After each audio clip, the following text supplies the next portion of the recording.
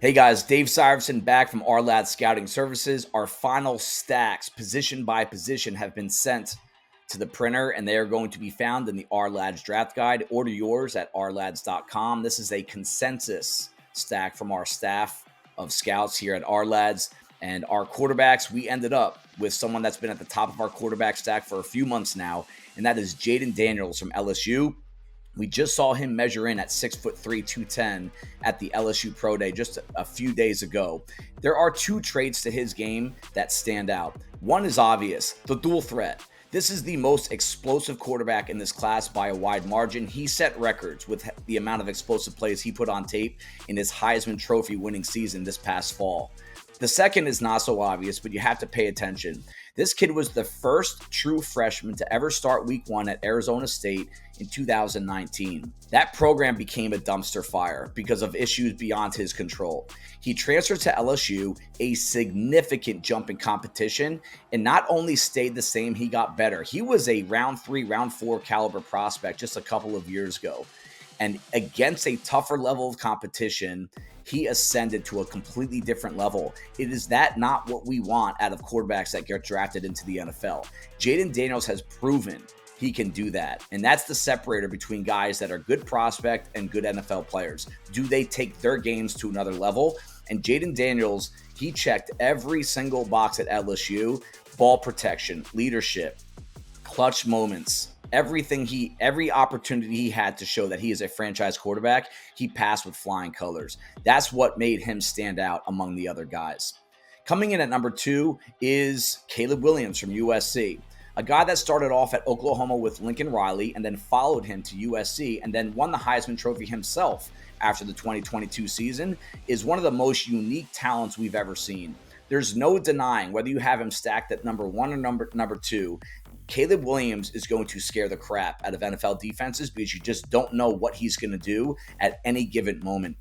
He can throw on the move better than any quarterback I've ever seen. He's got tremendous lower body strength and contact balance, which makes him a tough guy to get on the ground. And when you get a guy like that scrambling and running for his life and making plays on his own, those are really hard plays to account for. Now, if Caleb Williams can protect the ball better, he did have 33 career fumbles, which is just out of this world, way too high.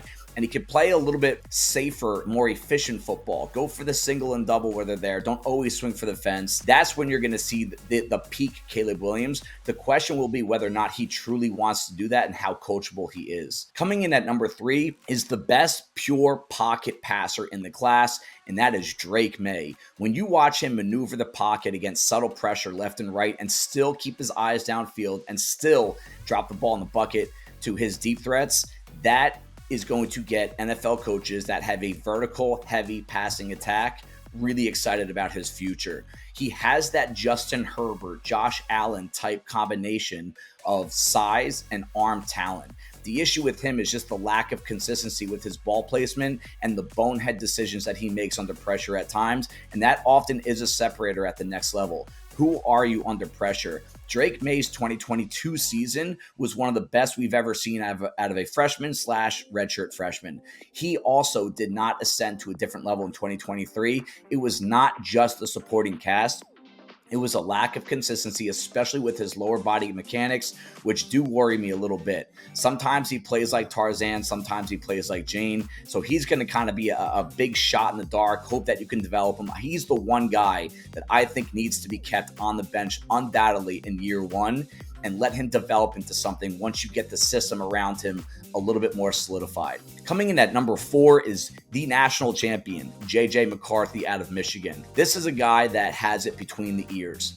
And we don't like to talk about that in media that often because it's hard to put a number next to it. But McCarthy, who struggled with depression in high school, got himself out of it and still practices a lot of mindful and meditation practices that get him ready for game day, are a big reason why he went 27-1 as a starter. But if you do want to get into more football-related topics here, you tell me, who's the best quarterback out of this top 4 that produced the best on third down? J.J. McCarthy. What about under pressure? J.J. McCarthy. Who ascended from 2022 loss in the playoff to 2023 national champion? J.J. McCarthy. This guy is a proven leader. He's a better dual threat than people think, and he has made a lot of NFL throws. Are there things he needs to work on? Absolutely. You're never going to find the perfect quarterback prospect. Did he have to carry the team on his shoulders like some others did?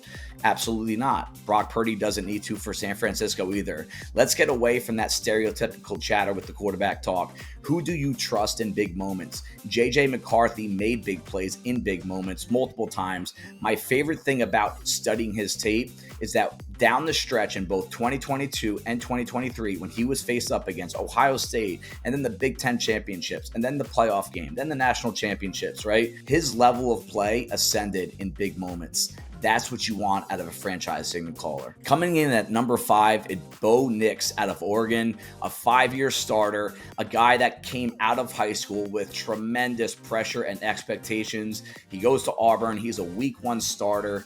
He started off red hot. Everyone is labeling him the future number 1 pick of an NFL draft, and then he hits rock bottom. That everything just fell apart in that Auburn offense. He transfers to Oregon, and he catapults himself back into first-round discussion. What often separates quarterbacks from succeeding and not succeeding in the NFL after being a highly touted prospect? It's the response to adversity. Bo Nix has proven, unlike some of these other guys, that he can hit rock bottom and bring himself to an even higher level than he was before he hit that rock bottom. He was a Heisman Trophy candidate the entire season, and he leaves there as the all-time leader in college football starts. Now, that might not impress you too much, but we're seeing Brock Purdy succeed in the NFL, partially because of the system he's in, but also because he's battle-tested. You know what you're getting out of Bo Nix, and everyone is underrating just how gifted of a thrower and athlete he is. He is a dual threat just as much as anyone else in this class. That wraps up the top 5 quarterbacks from the Ourlads quarterback stack that is found in that Ourlads draft guide. Give it an order, read the full reports, and you could also break down everyone else that we wrote up and scouted as draft eligible. Thank you guys.